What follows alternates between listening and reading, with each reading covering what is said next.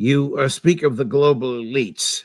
Switching gears to the other hotspot, have the global elites in Western Europe, in NATO, and in Washington, D.C. finally conceded that Ukraine has lost the war and is a disaster, and that the agreement that Russia and Ukraine entered into before Boris Johnson, forgive me, Boris Johnson, sorry, from heaven, Boris Yeltsin, before Boris Yeltsin at the beck and call of the U.S. Talked them out of it, should have been entered into. Well, listen, I forgive you for mixing up Boris Yeltsin and Boris Johnson. Two world-class blowhards. Right. In fact, I give Yeltsin more credit. I think he was actually more sincere. But having said that, no, I think privately, everyone inside NATO, particularly the Europeans, but I think increasingly in Canada and the United States, has realized, look, this thing is over. And I think privately, Zelensky is being urged to chart a course towards some sort of negotiated settlement. And this is I think, a mission impossible for Zelensky. Zelensky's the one that insisted that they press this to the very nth degree because he was promised everything. And you have this man Stoltenberg, who is a prize fool, who simply repeated whatever Washington told him to say. And now he stands there and says, well, I guess we're going to have to do something else. It's absurd. NATO is falling apart. NATO has had it. This is not going to survive, Judge. And that's the thing that Stoltenberg said. He said, if we can't win this, then it's an existential question for NATO. If we can't defeat the Russians in Ukraine, then what is NATO for? Well, I don't think NATO was for the purposes of waging war against Russia and Ukraine. I never did, but he did. And that's what everybody in Washington thought, and they've lost. Well, so the future of NATO, I think it's over. You and I both read an interview over the weekend with retired four-star General Harold Kuyat, a German general, a former head of the military part of NATO, who basically agrees with everything you just said and condemns the intervention of the United States and NATO, and in the person of Boris Johnson, and interfering with that agreement that the Russians and the Ukrainians had before the war started. And he was in charge of all this, basically said we shouldn't be here and shouldn't be doing this and shouldn't be a military installation, and we've made a mess. I should also add for our viewers, and this is a point of pride for me because of your and my friendship and personal collaboration, this four-star German general, whom I don't think you've ever met, cited you as an authority for some of his arguments, not the least of which was the extraordinary number of young soldiers, Ukrainian soldiers, who suffered unrecoverable injuries, either death or such a severe injury that they can never go back to the military. This tragedy is the greatest tragedy is, of course, the destruction of the Ukrainian nation and people. I don't know that Ukraine can actually recover from this. I suppose it's possible. They've certainly been through hell before, but this is terrible. And that's really what he was talking about. But the implications are unambiguous. Can NATO survive this? No, I don't think so. We've led the Ukrainians down a path to certain suicide. Remember, we said from the beginning, Judge, Ukrainians have no more chance of winning a war against Russia than Mexico would have of winning a war against the United States.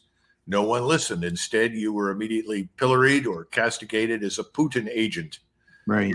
A Russian agent or some other nonsense, which had nothing to do with it. And the same thing has been happening with Israel. Anyone who questions unconditional support for Israel is immediately on the spot accused of anti-Semitism. Of course, there are an awful lot of Jews now in the United States and around the world, and even in Israel, who are questioning that. So I suppose that puts them in the same stack with the rest of the world. But the bottom line is this: the United States has destroyed itself. When I say destroyed itself, what I'm talking about is the government in Washington, by pushing these inane policies, by condemning Russia and condemning effectively the Muslims in the region for their unwillingness to tolerate Israeli policies, for the Ukrainians' attacks against the Russians that led ultimately to their intervention. There's no future in this. All we've done is destroy our influence in Europe, and we are destroying our influence in the Middle East because we've treated everything as black or white. Either you supply Mr. Zelensky until the last Ukrainian, and you supply Israel with whatever it needs until the last Israeli soldier is killed, or you are the enemy. This is a dead end. And I think this is the end, as many people have said in many other settings, not just of the post-war liberal order, whatever that was.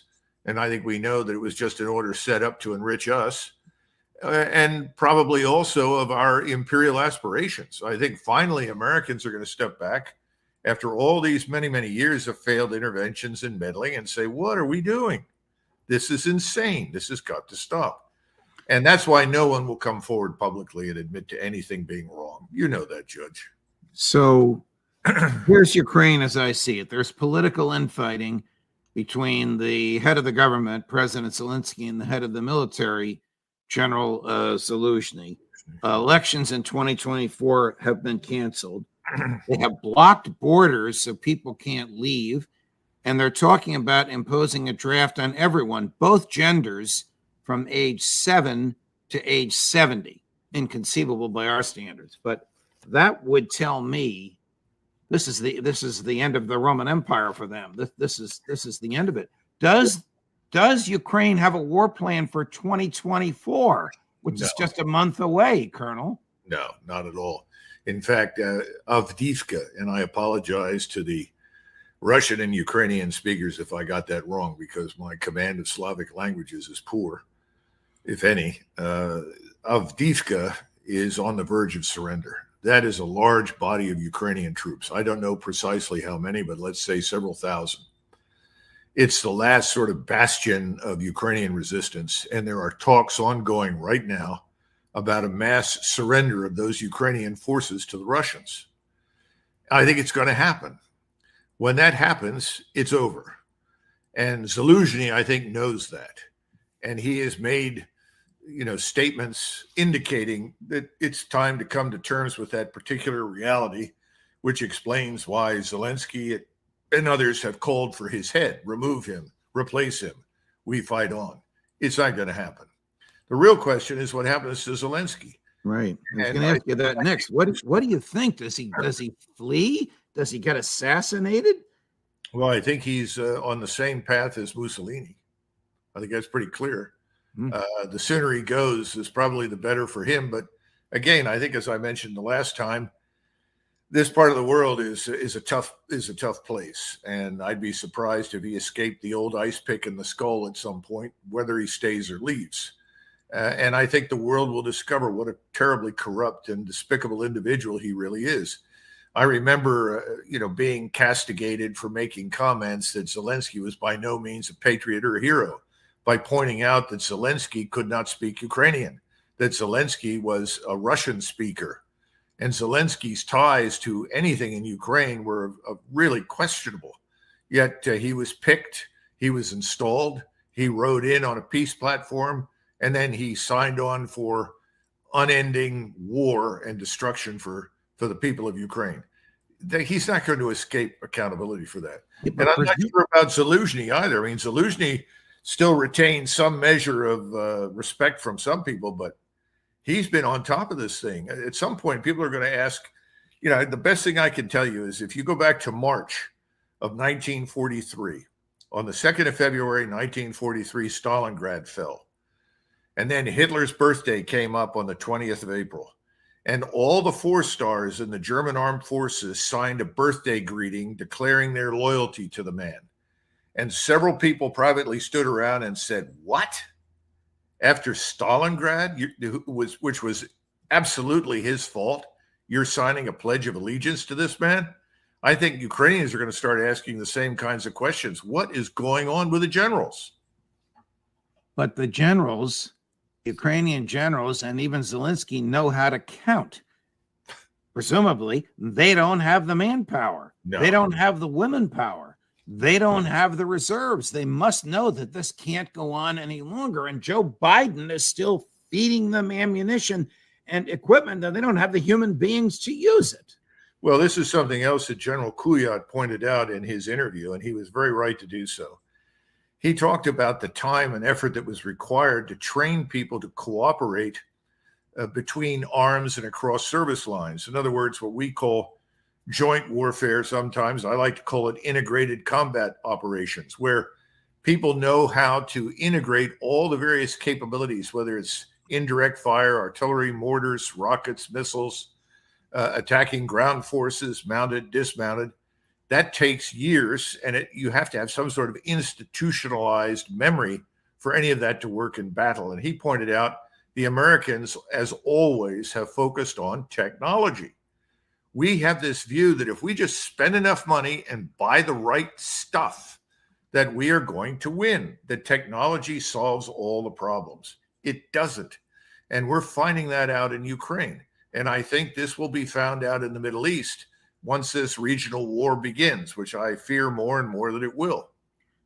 If you get back to where we started, an over-reliance on technology is arguably one of the reasons that October the 7th happened, rather than a reliance on old-fashioned presence of military to shoot people when they come over the border with weapons in their hands, and old-fashioned human reliance. The Israelis thought that they could rely on surveillance, and also the reputation that Hamas had for bumbling any opportunity. Well, the Israelis are really left with two options, in my judgment. One is look at the strategic landscape, measure what you may gain by what you might lose. What do I mean by that?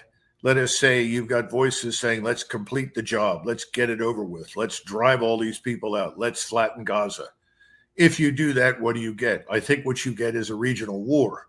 You get the entrance of Turkey and eventually Iran and all the Arab states in the region. On the other hand, you have the possibility of thinking through this whole business and saying, look, we can't do that. Even if we want to, we can't get away with it. I recall, an incident involving Teddy Roosevelt and John D. Rockefeller. John D. Rockefeller came to Teddy Roosevelt when he was president and said, I've got great news. We've discovered oil, and we know where it is. It's in the Middle East. And Teddy Roosevelt says, oh, that's interesting. And he said, well, what I want to do is I want to land an army. I want to kill everybody and take over the oil fields. And Teddy Roosevelt says, well, I'm not giving you the Army or the Navy to do that. He says, I don't need that. I have my own Army and my own Navy. I'll do it. Teddy Roosevelt said, that's out of the question. That's unacceptable. That's morally repugnant. It cannot and will not be done. And the answer was, well, we did some of that to the Indians, didn't we? And Teddy Roosevelt said, not anymore. We won't tolerate it. It's wrong. I think the Israelis have got to look at this thing and reach the same kind of conclusion. That vengeance is wrong.